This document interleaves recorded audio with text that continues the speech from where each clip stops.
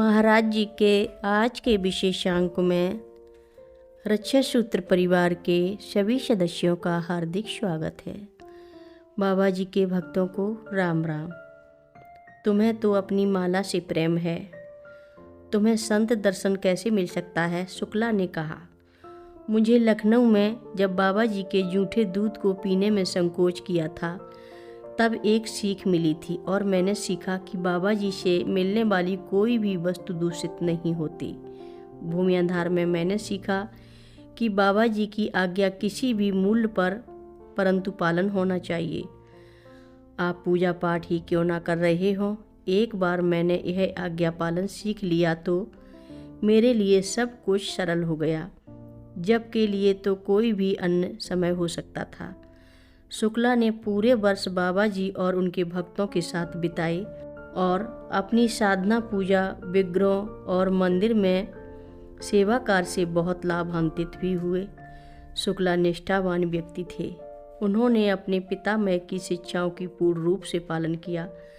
बाबा जी परिवार में चली आ रही परंपराओं और धार्मिक कर्मकांडों के कठोरता से पालन किए जाने के पक्षधर थे और इस पर ध्यान रखते थे कि शुक्ला उनका पालन करते रहें और उनकी साधना नए स्थान और परिस्थितियों में आवश्यक परिवर्तनों के साथ चलती रही।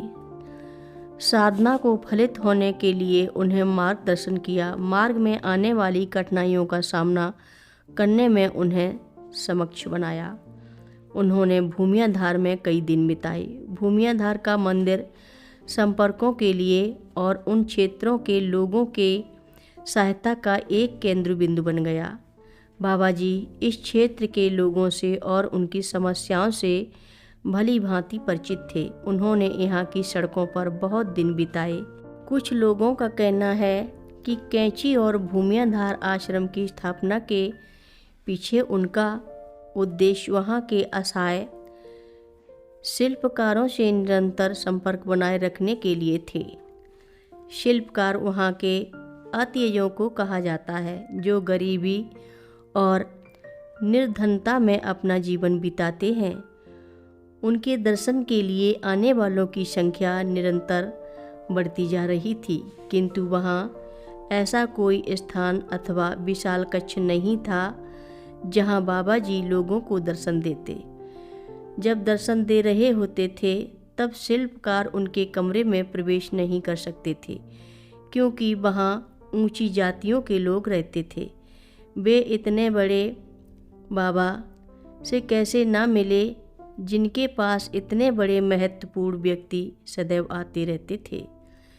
वे कक्ष में घुसने से डरते थे, इसलिए वे सड़क के किनारे बड़ी आशा लगाए दर्शन के लिए प्रतीक्षा करते रहते थे।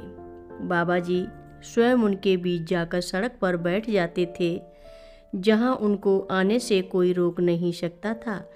वे इतने बुद्धिमान नहीं थे कि बाबा जी लोगों के पास धार्मिक और आध्यात्मिक शिक्षाओं और मार्गदर्शन के लिए ही जाना चाहिए। उनका जीवन स्तर उतना ऊंचा नहीं था। वे तो मूर्ख और असहाय होने के कारण कष्टों से मुक्ति चाहते थे, जिससे बाबा जी उनकी सहायता करते थे। भंडारे की शुरुआत इन्हीं लोगों की सहायता के लिए की गई थी। इनकी सहायता अन्य रूपों, धन, कपड़े, दवा आदि के रूपों में भी दी जाती थी। उन्हें बाबा जी पर अत्यधिक विश्वास था, जिनसे वे अपना सुख दुख कहते और सहायता प्राप्त कर सकते थे।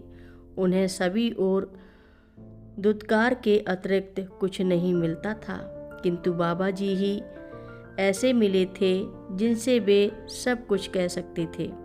कैंची में कार्य इसी समय प्रारंभ हुआ। जंगल साफ किया गया, पत्थर हटाए गए और भूमि को समतल बनाया गया। नदी पर लकड़ी का पुल भी बनाया गया। यह विभिन्न देशों, भारतीयों, पाश्चात्यों, ऊंचे नीचों, धनिकों और धनहीनों, ज्ञानी और अज्ञानियों को एक ही साथ लाने का कार्य का प्रारंभ था।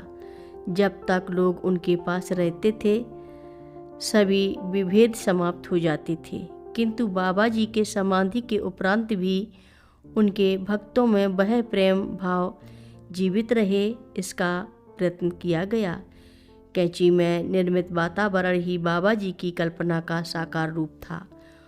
उनका उद्देश्य लोगों को जोड़ना था। जैसे एक परिवार में लोग हंसी खुशी एक दूसरे के साथ समझदारी और निर्भय और निर्विघ्न रहते हैं, उनके विचारों में व्यक्ति की साधना का एक गृहस्थ के लिए उच्च नैतिक और आध्यात्मिक जीवन की साधना का आधार यही था।